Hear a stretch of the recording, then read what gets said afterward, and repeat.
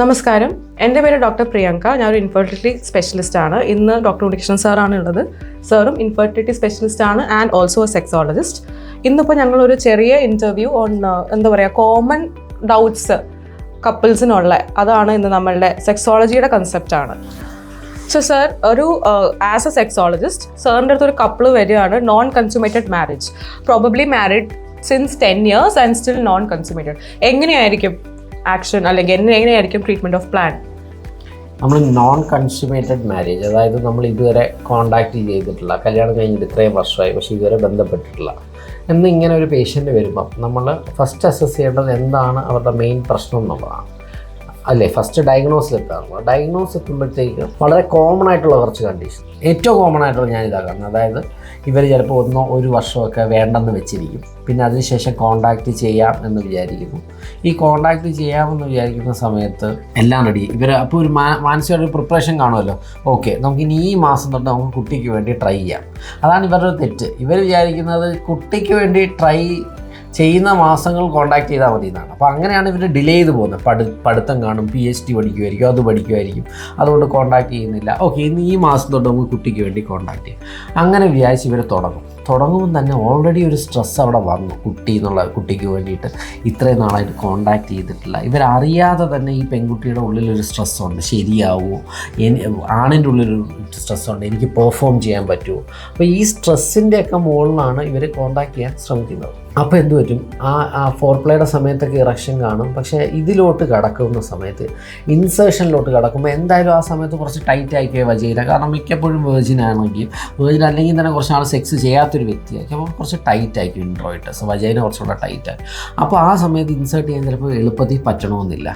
1-2 ശ്രമം, അല്ലെങ്കിൽ ആ സമയത്ത് ശ്രമിക്കുമ്പോൾ വൈഫിൻ്റെ മുഖത്തൊരു വേദന കാണുമ്പോഴത്തേക്ക് ഇവനങ്ങ് ഡൗൺ ആയിപ്പോവും, ഇറക്ഷൻ താഴെയായിപ്പോവും, അല്ലെങ്കിൽ ഇറക്ഷൻ അങ്ങ് പോയിപ്പോവും. അപ്പം ഇതൊരു തവണ പരാജയപ്പെട്ടു. അപ്പം വൈഫ് പറഞ്ഞു കുഴപ്പമൊന്നുമില്ല, എല്ലാം ഓക്കെയാണ്, ഡോണ്ട് വറി, നമുക്ക് ശരിയാക്കാം ചേട്ടാ എന്നൊക്കെ പറഞ്ഞ് ആശ്വസിപ്പിക്കുന്നു. അവരും കുഴപ്പമില്ല. ഒരാഴ്ച കഴിഞ്ഞ് വീണ്ടും ആ ദിവസം, അപ്പോൾ അവൻ്റെ ടെൻഷൻ ഇപ്പോൾ ഉള്ള 10 ആണെങ്കിൽ അത് 20 ആയിട്ട് ടെൻഷൻ കൂടി. പുള്ളിക്കാരത്തി ചിലപ്പോൾ അത് മുഖത്ത് കാണിക്കത്തില്ലായിരിക്കും, പക്ഷേ ഇതേ കണക്ക് വീണ്ടും പരാജയപ്പെടാനുള്ള സാധ്യത കൂടുതലാണ്. ഒരു 4-5 തവണ പരാജയപ്പെട്ട് കഴിയുമ്പോഴത്തേക്ക് പുള്ളിക്കാരത്തി അത് കാണിച്ചു തുടങ്ങും, ആ ഒരു ഫ്രസ്ട്രേഷൻ. പുള്ളിക്കാരത്തിയുടെ ഉള്ളിൽ, വൈഫിൻ്റെ ഉള്ളിൽ ഒരു സെൽഫ് ഡൗട്ട് ഉണ്ടാവും. ദൈവം ഇനി അവനെന്തെങ്കിലും കാര്യമായിട്ട് ഓർഗാനിക് പ്രശ്നം ഉണ്ടോ, അതുകൊണ്ടാണോ ഇവിടെ ഇറക്ഷൻ നടക്കാത്തത്, അതുകൊണ്ടാണോ കോണ്ടാക്ട് ചെയ്യാൻ പറ്റാത്തത്, ദൈവം എന്നെ കാണാൻ ഒട്ടും ഇഷ്ടമില്ലേ, അല്ലെങ്കിൽ ഞാൻ ഒട്ടും അപ്പീലിംഗ് അല്ലേ, അട്രാക്റ്റീവ് അല്ലേ, ഞാൻ ഒട്ടും അട്രാക്റ്റീവ് അല്ലാത്തതുകൊണ്ട് എന്നെ ഇഷ്ടമല്ലാത്തതുകൊണ്ടാണോ കോണ്ടാക്ട് നടക്കാത്തതെന്നുള്ള തോന്നലൊക്കെ പുള്ളിക്കാരത്തിയുടെ മനസ്സിൽ ഉണ്ടാവും. അപ്പോൾ ഇതും കൂടെ ആയിക്കഴിയുമ്പോഴത്തേക്ക് പുള്ളിക്കാരത്തി ഫ്രസ്ട്രേഷൻ ചിലപ്പോൾ ഒരു ഡയലോഗായിട്ടോ, എന്തോ ചേട്ടാ ഇത്, അല്ലെങ്കിൽ എന്തെങ്കിലും ഒരു ഡയലോഗായിട്ട്, അല്ലെങ്കിൽ ഒരു മുഖത്തുള്ളൊരു വിഷമമായിട്ട്, അല്ലെങ്കിൽ ഒരു കരഞ്ഞാലും മതി, ഒരു 6th ടൈം ചെയ്യുമ്പോൾ കരയുന്നു. അപ്പോൾ അതെല്ലാം കൂടെ അവർ കമ്പൈൻ ചെയ്യുമ്പോഴത്തേക്ക് പുള്ളിക്കാരൻ്റെ, ഹസ്ബൻഡിൻ്റെ, പാർട്ട്ണറിൻ്റെ കോൺഫിഡൻസ് പൂർണ്ണമായിട്ടും അങ്ങ് തച്ചുടായി.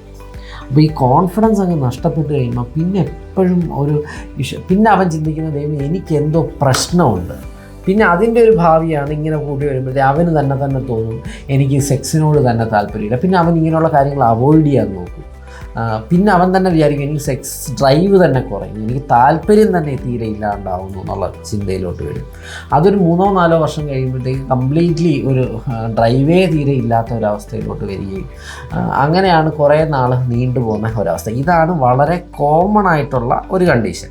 പിന്നെ അല്ലാതെ കുറേ കണ്ടീഷൻസ് ഉണ്ട്. വജൈനിസ്മസ് വളരെ കോമൺ ആണ്. സ്ത്രീകൾക്ക് അകാരണമായൊരു ഭയം, ആ വജൈനയുടെ ഭാഗത്തോട്ട് എന്തോ കയറി വരുമ്പോൾ അകാരണമായിട്ടൊരു ഭയം വരിക.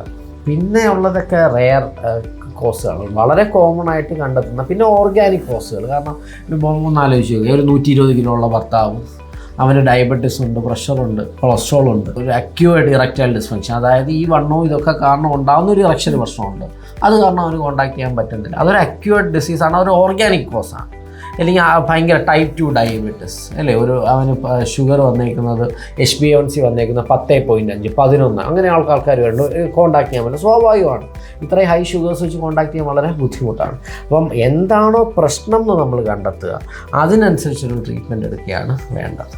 ഇപ്പോൾ സാറ് വജൈനിസ്മസിനെ കുറിച്ച് പറഞ്ഞു. ഐ തിങ്ക് നമ്മൾ ഏറ്റവും കൂടുതൽ gynaecologist would be seeing a lot of women അല്ലെങ്കിൽ couples coming to you with vaginismus. അപ്പോൾ എങ്ങനെയായിരിക്കും അല്ലെങ്കിൽ എന്തായിരിക്കും യൂഷ്വലി ചെയ്യുക? ലൂബ്രിക്കേഷൻ അല്ലാണ്ട്, ലൂബ്രിക്കേറ്റിംഗ് ജെൽസ് കൊടുക്കാതെ വേറെ എന്തായിരിക്കും നമുക്ക് ചെയ്യാൻ പറ്റുക? വജൈനസ്മസ് എന്ന് പറഞ്ഞു കഴിഞ്ഞാൽ കുറേ തരത്തിലുണ്ട്. ചില വജൈനസ്മസ് എന്ന് പറഞ്ഞാൽ ഒരു രക്ഷയും കാണത്തില്ല. അവരുടെ അടുത്ത് ഈവൻ കാലകത്തി വെക്കാൻ പറഞ്ഞാൽ പോലും ആ പെൺകുട്ടിക്ക് പറ്റണമെന്നില്ല. ചിലവരങ്ങനെ ആയിരിക്കത്തില്ല. അവർ കുഴപ്പമില്ല, they will allow you to touch their vagina. Even പാർട്ട്ണറിന് വജൈനയിൽ തൊടാം.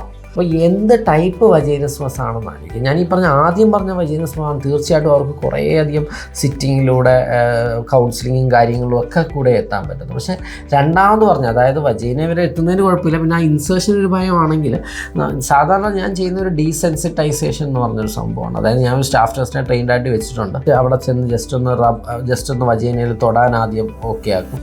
പിന്നെ പയ്യെ ബഡോ എന്തെങ്കിലും ഒരു കോട്ടണോ പയ്യെ വജൈനയിലോട്ട് ഇൻസേർട്ട് ചെയ്ത് പുള്ളിക്ക് പേഷ്യൻറ്റ് മനസ്സിലാക്കി കൊടുക്കും. ഇൻസേർഷൻ എന്ന് പറഞ്ഞാൽ ഇത്രയൊക്കെ തന്നെ ഉള്ളൂ, വലിയ ബുദ്ധിമുട്ടില്ല എന്ന് പറഞ്ഞു. പിന്നെ ഗ്ലൗഡ് ഫിംഗർ, ജെല്ല് വെച്ചുള്ള ഫിംഗർ ഇൻസേർട്ട് ചെയ്യും. ഈ പറഞ്ഞ കാര്യങ്ങളെല്ലാം ഹോസ്പിറ്റലിൽ ചെയ്യുന്നതിൻ്റെ ഒപ്പം തന്നെ സൈഡിൽ കൂടെ പാർട്ട്ണറിൻ്റെ അടുത്ത് ഇതൊക്കെ ചെയ്യാൻ പറയും, ഫോർ പ്ലേ ചെയ്യാൻ പറയും. നേരെ സെക്സിലോട്ട് ഒരിക്കലും കിടക്കരുത്, നേരെ ഇൻസേർഷനിലോട്ട് കിടക്കരുത്. അതിന് വരെ ഈ പറഞ്ഞ കാര്യങ്ങൾ പയ്യെ ഓരോ ഘട്ടങ്ങളോട് ഒരു 6 ആഴ്ചയുടെ ട്രീറ്റ്മെൻറ്റ് കൊണ്ട് പയ്യെ മിക്ക വജൈനസ്മസും നമുക്ക് കറക്റ്റ് ചെയ്യാൻ സാധിക്കും. സോ ഇന്നത്തെ എപ്പിസോഡ് വൈൻഡപ്പ് ചെയ്യാണ്. ഐ തിങ്ക് എനിക്ക് തോന്നുന്നു കോമൺ ആയിട്ടുണ്ടായിരുന്ന ഈ ഒരു കൺസെപ്റ്റ് അല്ലെങ്കിൽ ഈ ഡൗട്ട് എല്ലാവർക്കും ക്ലിയർ ആയി എന്നാണ് എനിക്ക് തോന്നുന്നത്, മിക്ക കപ്പിൾസിനുള്ള ഈ ഡൗട്ട്. നമ്മൾ അടുത്ത എപ്പിസോഡിൽ വേറെ കുറച്ച് കോമൺ ക്വസ്റ്റ്യൻസ് അല്ലെങ്കിൽ ഡൗട്ട്സ് ആയിട്ട് വരുന്നതായിരിക്കും. Thank you.